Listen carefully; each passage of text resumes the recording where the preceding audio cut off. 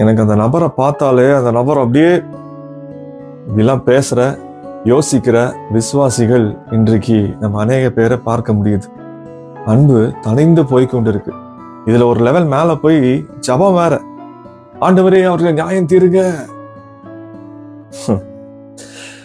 வேதம் நமக்கு கற்றுத் தருகிற முக்கியமான காரியங்கள்ல ஒன்று அன்புங்க.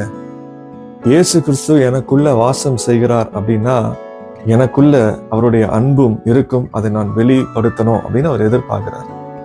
அன்பை குறித்து யோசிக்கும் பொழுது வேதத்துல அநேக வசனங்கள் உண்டு. ஆனா எனக்கு பிடிச்ச வசனம் என்ன தெரியுமா? ரோமர் 13ஆம் அதிகாரம் 10ஆம் வசனம்.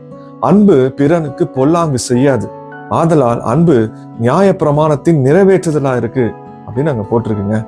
உங்களுக்கு பிடிச்ச வசனம் என்ன? இந்த கமெண்ட் பண்ணுங்க.